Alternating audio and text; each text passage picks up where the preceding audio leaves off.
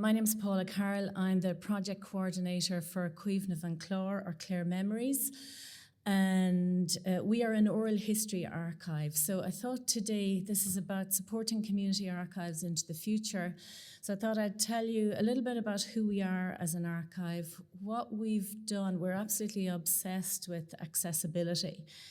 So I'll tell you what we've done about making our archive accessible so far, and what we think we need to do into the future. We're new members of the Digital Repository of Ireland, so I'll talk a little bit about our experience and then maybe what I think could be done to support archives like ours. So, we were founded about 14 years ago, and we are an independent, voluntary charity. So the whole independence thing was really important for our founding members. Our first project coordinator was Tomás McNamara, who'll be familiar to a number of you. He's now a wonderful author of oral history and the importance of memory and community memory, and particularly around the War of Independence, and has written some incredible stuff about the importance of remembering that history. We mobilise and train cuairteoirí, or visitors. Night visitors is probably a good translation of that. And the idea is that people will go out and visit members of their own community and record their stories. And it is a nod to the notion of going on cuaird or going on visit. So in the pre-digital times and pre-media, where people would go from house to house at night, visit each other, have conversations, and within those conversations, the story of the community and story of families within the community was remembered, held, preserved, and passed on. So we're now doing that in a digital format, where we're taking these tiny little recorders with us and taking our phones as well, or our cameras, taking photographs of people. But the whole idea is of kind of respectful spending of time with people. So you're not just going in to record and then run off. You're actually engaging and being a friend and being a neighbour when you're doing it. So we archive that then, and we share that material. And to say that we're obsessed with sharing it is an understatement. We have, I think, around 700 plus interviews in the archive at the moment. That's something over 1,000 hours of material. We were founded with the support of Clare County Council. We're a county-wide initiative, and Clare County Council still support us. And the context in which we do our work, I think, is important as well. By the way, I should have told you, that is Pat Foodie, who runs a tire centre in Ennis, and everybody in County Clare knows him. If your car breaks down in County Clare, look up Pat Foodie. This is Maura Dooley, who's the queen of the turf cutters in the bog where we cut our own turf in Fecal. So just the context that we work in. We're a structured, county-wide community organisation. And that's really important for us. As the other speakers have said, telling our own story, curating our own story in our own way for ourselves is what we're after. And we like to say that we're leaders in terms of what we do, because we think, nobody has contradicted me so far, but we think that we're the only county-wide collective oral history gathering organisation in the country. And in that sense, we're a little bit different in that, we don't have specific research projects where we go out and gather material and then archive it and present it. This is an ongoing thing. We want it to go on for the next 100 years. And the idea is just to enrich our sense of ourselves and our communities. And many archives are gathered with the idea of passing things on. And we also talk about passing things back. And I'll give you an example. I was at a friend of mine, Mary McNamara, who's a wonderful musician from Tulla in East Clare, launched a book of archive recordings of the musicians who'd influenced her as a child. So they got all these kind of handmade cassette tapes that had been recorded from the 60s and 70s. And she launched that book at the Fecal Festival last year. Fecal's where I live. You'll hear me mentioning it a lot of times. And it's a really important book and set of recordings in the context of traditional music in the country. But what really struck me on the night that that was launched was how important it was for the community there. So the hall was filled with people who knew all these musicians. They're all long dead, but people who knew them, who knew their stories, who knew what they were like as people and personalities. And yet it seemed to be really important that somebody had collected that material, had organized it, and was presenting back the community's own stories to them, because sometimes we don't realize just how important our own experiences are. Or maybe we learn within public life that there's an official story of Ireland and that our story maybe doesn't accord with that. And you can end up feeling quite confused sometimes when you don't see yourself reflected in official pictures, documents, records, TV programs, radio programs. So here was an event where I had a really strong sense that we weren't just holding this music to hand it on, which is one really important part of it, but we were also giving it back. We were giving it back to the grandnephews and grandnieces of these musicians. So passing it on, but passing it back as well is a big thing for us. So how do we share the archive? That, by the way, is Sean O'Connor, and he's sitting on the Piper's chair in Doolin. The walkers in the background, this is now part of the Cliffs of Moher walk. So if you're ever walking on that particular bit of it, as you come into the village of Doolin, you'll see the Piper's chair, where young pipers were always told to go and sit and absorb the history and heritage of the music of that area. So Sean is telling the story there to one of our collectors. So how we share that material then? We organise a series of what we call listening rooms, where we invite people literally into the room to sit down and listen to those stories. We'll take a selection of the oral histories that we've recorded and present them to the public. Then we do kind of broader community events as well. And at our events, we will always try to invite, if any of our informants, obviously if they're still living, they'll be invited. Their families, neighbours, friends will always be invited. And we'll always try to invite people who can add to the story that they're hearing on the night, who remember that person or who remember the story that's being told, and we'll keep adding to it. So we like to create a kind of a live story exchange while we're presenting the archive material as well. We also transmit it digitally. I should say our archive is entirely digital. So we have the Clare Oral History podcast, which I do encourage you to look up, and shout out to the Heritage Council who funded us to get that one off the ground. We also have a series of what we call audio walls. I don't have a picture of an audio wall, so I thought I'd give you a picture of a really beautiful wall, which is in the kitchen of Patsy O'Grady's house, another of our informants. And Patsy grew up in that house. So did his father, so did his grandfather. I think the great-grandfather did as well. And he organises regular gatherings in the house, music events. In fact, they've become so big that he's had to move out to the cowshed. So we now all meet in the cowshed. But the audio walls are literally touchscreen walls. They're in a couple of public venues around County Clare. They're in Bunratty, they're in the Islewy Caves, and they're in the Clare Museum. And they are examples of the stories that we've gathered from various areas of County Clare. So again, if you're in any of those venues, ask for the Cuimhneamh and Clare audio wall and experience some of the stories. We write articles for local press, often to do with kind of the calendar customs. We'll say if it's May Day or if it's St. John's Eve, we'll gather all the material that we have in the archive, publish photographs and extracts, and they're hugely popular as well. And we run reminiscence circles in the nursing homes and the day centres around the county, and they are fabulous.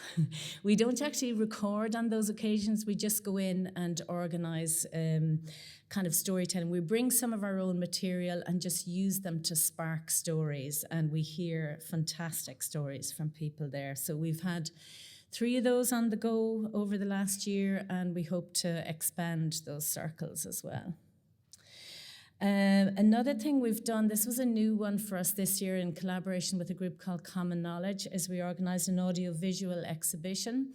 So Common Knowledge commissioned a wonderful photographer called Miriam Riand to do the film photographs of craft workers around the county, and asked us to do the oral history recordings. And then it was an exhibition of the photographs, and as you can see there in the photograph, you put on your headphones and you listen to the story that the people in the photographs were telling about their crafts.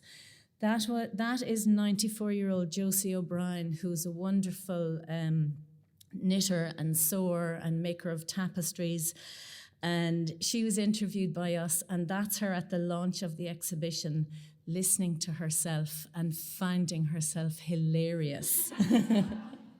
She really enjoyed it.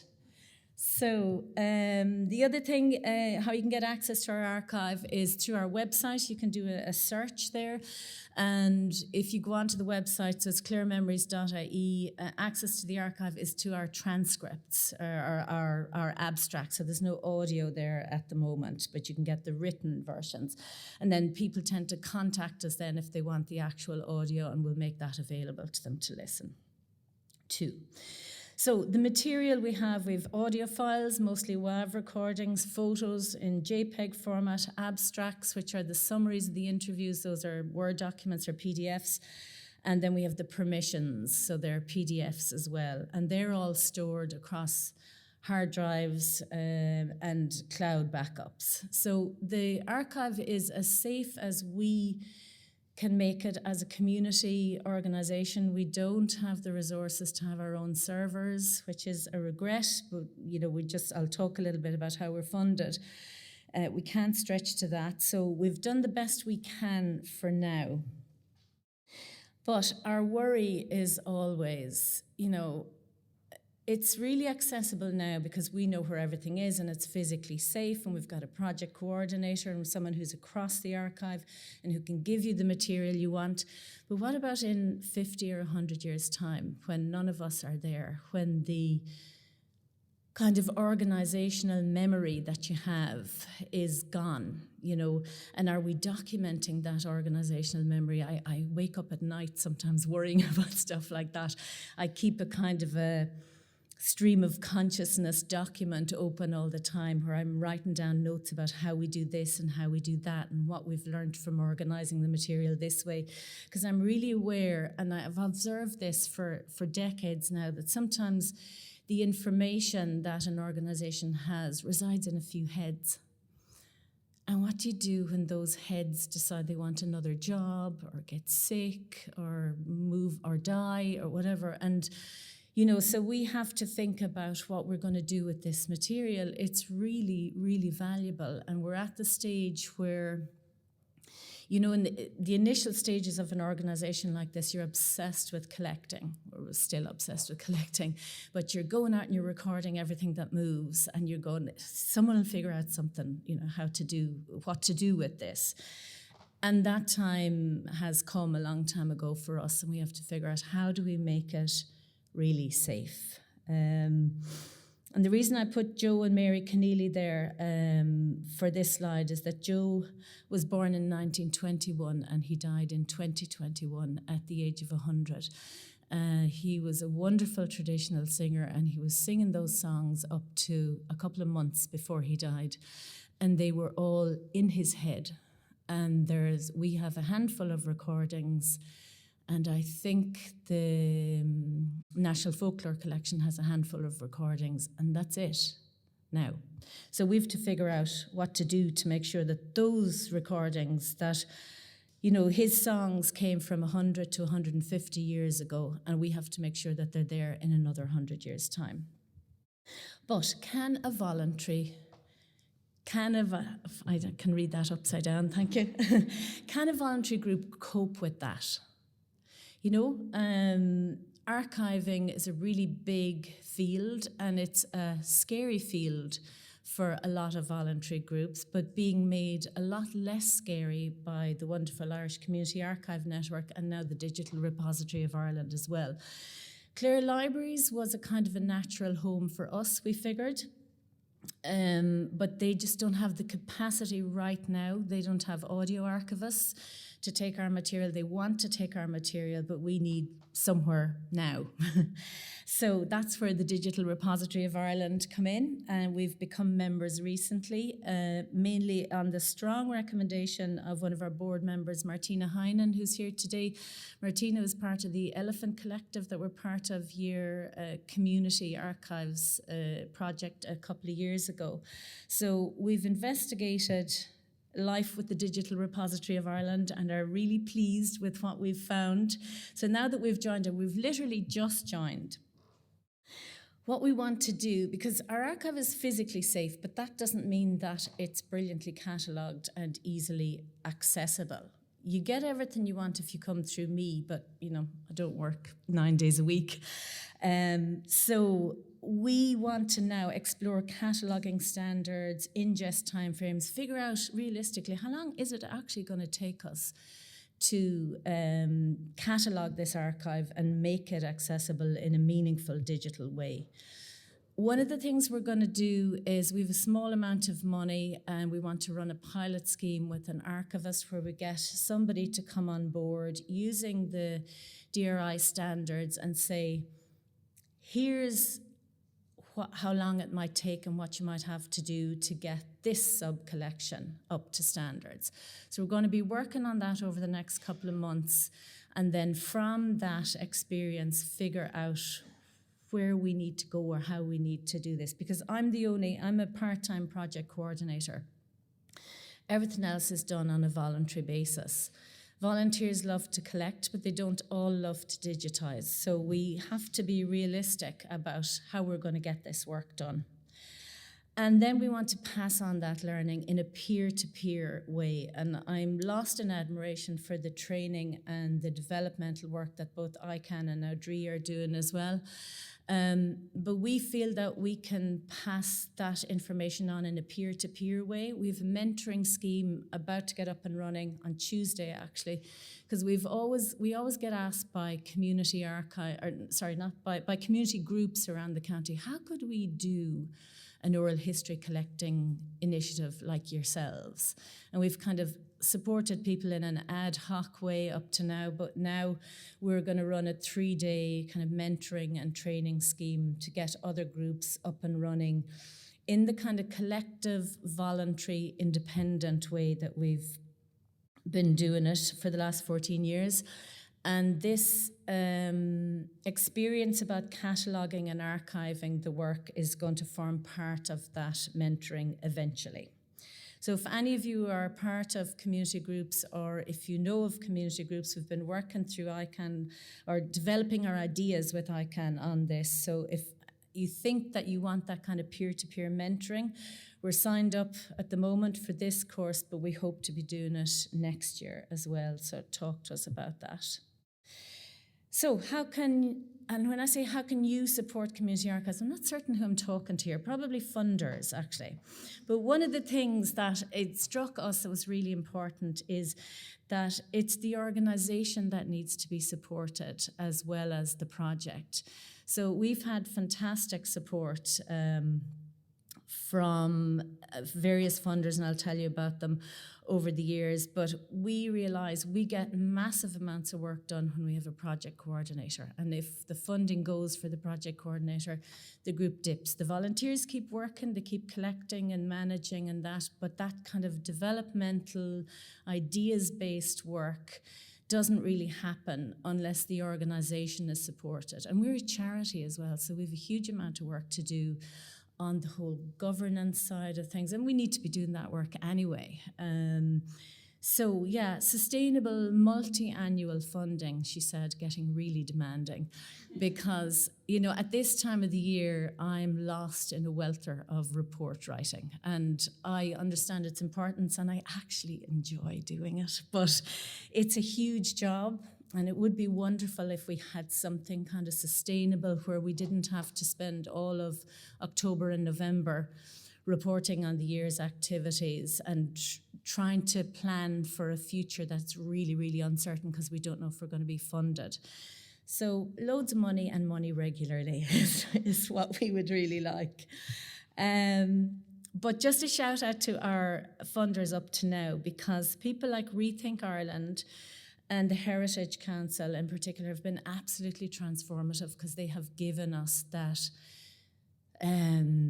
project funding, the funding for the organisation rather than individual projects, and it has been really life-changing. We've been able to develop our strategy, we've been able to do proper kind of annual and multi-annual work plans, and it just makes you confident about what you want to do and makes you confident about seeking funding, because we've been able to do that kind of big thinking work rather than just deliver a podcast or whatever.